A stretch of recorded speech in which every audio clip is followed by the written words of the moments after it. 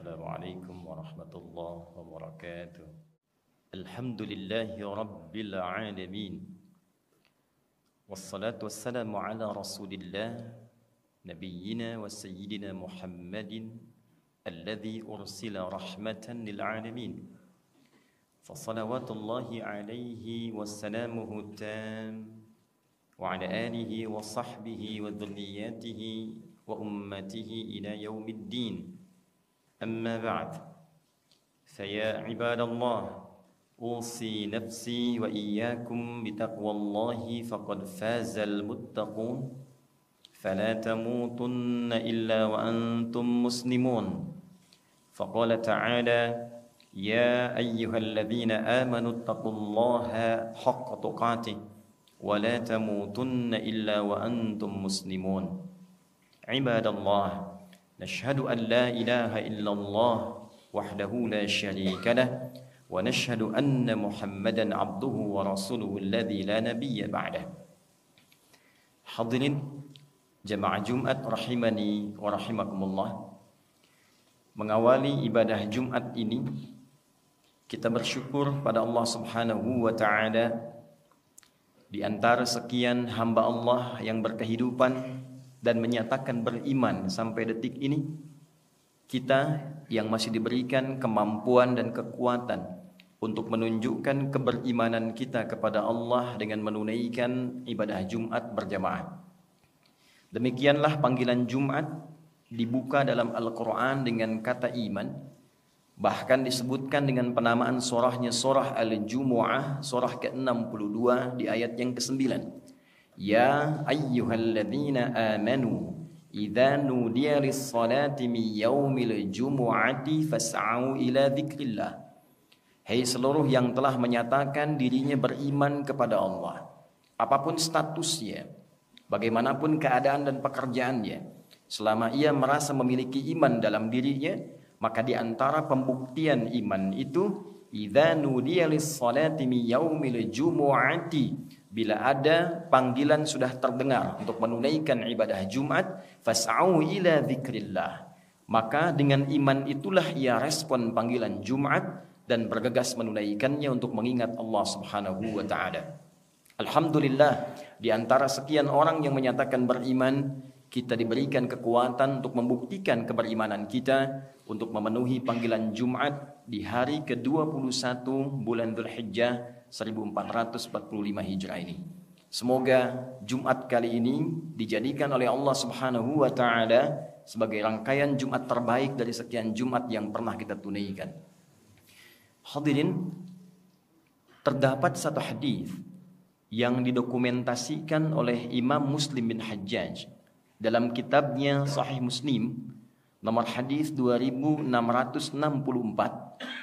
dan tersambung sanadnya, silsilah periwayatannya pada sahabat mulia Abu Hurairah Abdurrahman bin Sahr radhiyallahu taala anhu dari Nabi sallallahu alaihi wasallam bahwa satu ketika Nabi memberikan satu nasihat kepada kalangan sahabatnya. Di antara kita seringkali ingin minta nasihat kepada ulama, minta nasihat kepada tokoh.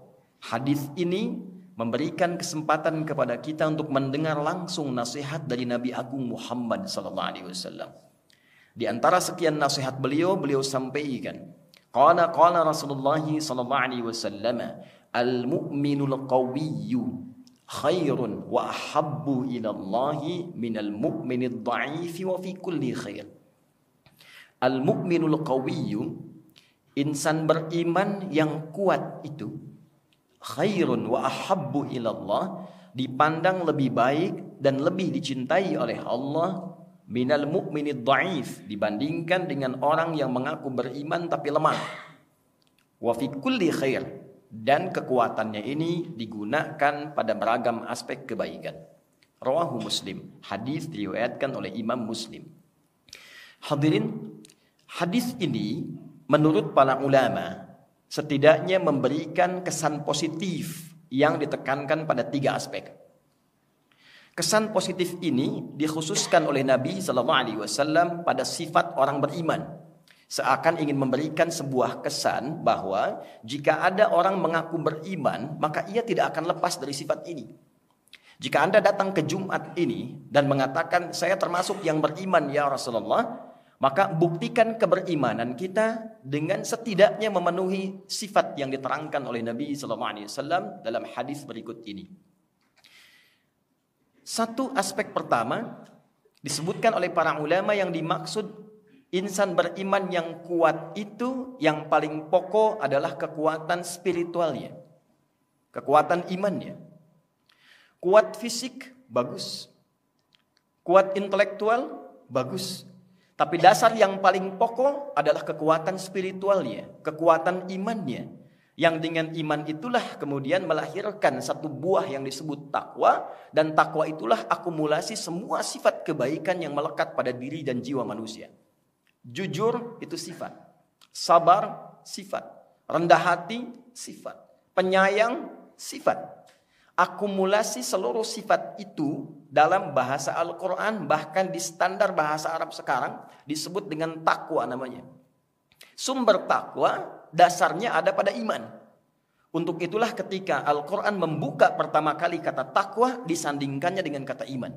Dzalikal kitabu la raiba fi hudal lil muttaqin. Siapa orang takwa yang dimaksud di sini? Alladzina yu'minuna bil ghaib, yaitu orang yang meyakini, memiliki iman kepada Allah walaupun belum tampak dalam pandangannya. Iman disandingkan dengan takwa. Beberapa bulan lalu kita menunaikan puasa, dibuka dengan kata iman, diakhiri dengan kata takwa. Ya ayyuhalladzina amanu kutiba alaikumus syiyam kama kutiba alal ladzina min qablikum la'allakum tattaqun. Seorang pemilik iman secara otomatis kata Al-Quran seharusnya memiliki akumulasi takwa. Jika memiliki takwa, maka secara otomatis terhimpun pada dirinya semua bekal-bekal sifat kebaikan. Orang takwa itu pasti jujur. Orang takwa itu pasti rendah hati. Orang takwa itu pasti penyayang. Menjadi suami bertakwa, suami yang sayang pada istrinya. Ayah yang takwa, ayah yang sayang pada keluarganya. Pimpinan yang bertakwa, pimpinan yang sayang pada anggotanya. Demikian sifat takwa ketika menyemai dan terkumpul dalam jiwa yang terlahir semua sifat kebaikan. Beruntung kita, seluruh instrumen kebangsaan yang melekat dan menyemai negara kesatuan Republik Indonesia, dasar yang melekat di dalamnya adalah sifat-sifat takwa. Kita mendapati dalam Undang-Undang Pendidikan misalnya, di Undang-Undang Sisdiknas nomor 20 tahun 2003, dari pasal menimbang ada 5 poin, poin keduanya langsung menegaskan Undang-Undang Dasar Negara Republik Indonesia tahun 1945 mengamanatkan pada pemerintah, mengusahakan menyelenggarakan satu sistem pendidikan nasional yang meningkatkan keimanan dan ketakwaan pada Tuhan Yang Maha Esa. Baru mencerdaskan kehidupan bangsa. Jadi orang tua kita menginginkan sebelum pintar itu, sebelum cerdas, itu takwa dulu. Karena kepintaran yang tidak disupport dengan kebaikan, itu melahirkan malapetaka. Pintar, bagus. Tapi yang pintar tidak baik, mencelakakan. Pintar dalam bidang hukum, tapi tidak baik, berpeluang memanipulasi hukum. Pintar di bidang ekonomi, tapi tidak baik, berpeluang pula menghadirkan tindakan-tindakan yang kontraproduktif. Maka undang-undang kita, dasar negara kita menyematkan takwa sebelum sifat intelektual. Sifat spiritual sebelum intelektual. Kita bawa, kita tarik ke Sabta Marga TNI dari 7. 1, kami warga negara Indonesia yang bersendikan Pancasila. 2, jadi patriot. 3, kesatria. Kami kesatria Indonesia yang bertakwa pada Tuhan Yang Maha Esa. Membela kebenaran, kejujuran, dan keadilan. Takwa hadir di dalamnya. Dibawa kemudian ke Polri. Dari Tribrata yang pertama, kami polisi Negara Kesatuan Republik Indonesia yang mengabdi pada nusa dan bangsa dengan meningkatkan ketakwaan pada Tuhan Yang Maha Esa. Takwa. Dibawa ke kehakiman, ada 5 dasar etik hakim disebut dengan Panca Dharma. Dari ksatria sampai dengan tirta. Yang pertamanya disebut ksatria, kami hakim Indonesia yang meningkatkan takwa kepada Tuhan Yang Maha Esa. Bersyukur kepada Allah karena di preambul Undang-Undang Dasar 1945, negara ini sudah ditegakkan dengan dasar atas berkat rahmat Allah yang Maha Kuasa. Dan ditanamkanlah sifat takwa di dalamnya. Jadi ketika Nabi mengatakan al-mu'minul qawiyyu, orang beriman yang kuat itu. Sekarang Anda jadi apapun silahkan. Jadi pemimpin, bagus. Jadi birokrat, bagus. Jadi hartawan, bagus. Jadi insinyur, istimewa. Bangun bangsa ini dengan semua yang bisa kita dedikasikan. Tapi di saat yang sama, kita disebut hebat dan baik dalam pandangan Allah ketika semua kreasi kita itu didorong dengan sifat-sifat kemuliaan yang disebut dengan takwa. Itulah orang hebat yang sesungguhnya. Dasar yang kedua, tidak cukup dengan soleh saja. Tidak cukup dengan baik saja. Maka ada yang kedua tafsir ulama, al-mu'minul qawiyyu, orang beriman yang kuat itu tafsir yang kedua adalah kuat intelektual. Kuat pengetahuan. Soleh, bagus. Soleh tapi tak pintar, bermasalah. Soleh bagus tapi tak menguasai ilmu, berfatwa, bisa salah. Yang benar jadi salah, yang salah kemungkinan benar. Itulah sebabnya Nabi pernah mengatakan, hadis riwayat Muslim, nomor hadis yang ke-11, jilid pertama dari 9 jilid di Sahih Muslim. Ketika Nabi mengatakan, sayati alaikum unasun au kama qala, akan tiba satu masa, segolongan manusia datang, yuhaddithunakum bima lam tasma'uhu wa la yasma'unahu aba'ukum. Datang orang-orang seperti kelihatan pintar, seperti kelihatan soleh. Tiba-tiba jadi ustadz, jadi kiai, standarnya tidak ada. Memberikan fatwa. Fatwa yang mengagetkan. Membuat kita heran, apa seperti ini ajaran agama? Kata Nabi, jangankan Anda yang heran, orang dulu pun kalau dengar ikutan heran. Karena itulah hadirin, datang ayat-ayat Quran untuk mensupport kita. Bahkan wahyu pertama berkata, Iqra, baca. Afala yanzuruna ilal ibili kaifa khuliqat, riset. Bahkan di dunia hewan, riset. Baru bangun tidur, langsung Nabi menyampaikan dalam hadis riwayat Abu Daud, nomor hadis 1367. Bangun dari tidur, kita sudah diminta berpikir, meningkatkan sifat intelektualitas kita, meriset semua kemungkinan di langit dan di bumi serta semesta. Inna fi khalqis samawati wal ardi wa ikhtilafil laili wan nahari la ayatin li ulil albab, alladzina yadhkuruna Allaha qiyaman wa qu'udan wa 'ala junubihim. وَيَتَفَكَّرُونَ فِي خَلْقِ السَّمَاوَاتِ وَالْأَرْضِ يَتَفَكَّرُونَ فِي خَلْقِ السَّمَاوَاتِ وَالْأَرْضِ. Baru bangun tidur, kita diminta oleh Allah sudah pintar. Itulah sholat pertama kita disebut dengan subuh. Dari kata asbah, artinya sesuatu yang terencana dengan baik, yang terukur, yang punya standar.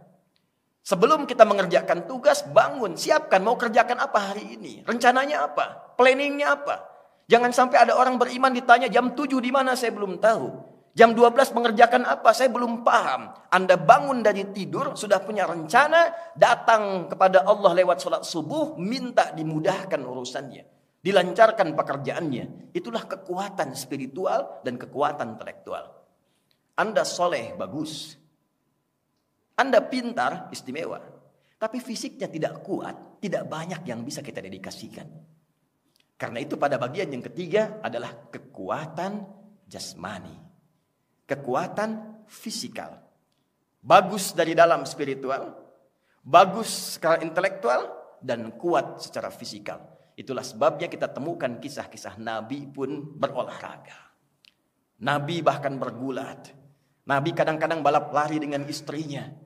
Jadi ketika dibentuk Kementerian Pemuda dan Olahraga, ada disporanya. Itu bukan sekedar bagaimana memfasilitasi anak bangsa jadi kuat. Kalau kita niatkan sebagai ibadah kepada Allah, itu bagian wujud keimanan kita kepada Allah Subhanahu wa taala. Maka niatkan bagaimana dengan kuatnya fisik kita bisa berbuat baik. Bukan sekedar olahraga. Kalau cuma olahraga, yang lain juga bisa. Nanti yang ditanya oleh Allah, iman Anda di mana? Iman kamu di mana? Apa yang membedakan Anda dengan orang lain? Ketika pingpong kuat, ketika sepak bola kuat, kenapa ketika Jumatan tidak kuat? Kenapa ketika baca Quran tidak kuat? Di mana spiritualnya?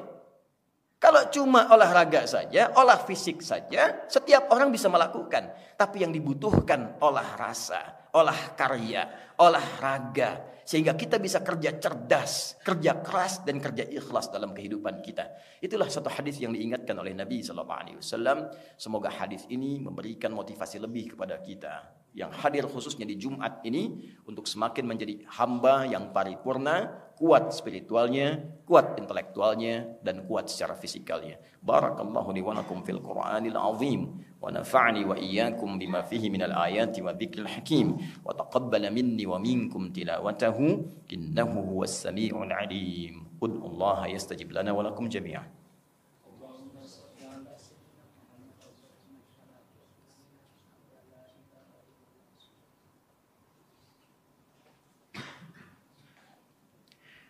Alhamdulillah. Wassalatu wassalamu ala rasulillah. Wa ala alihi wa sahbihi wa mawalah. Amma ba'd.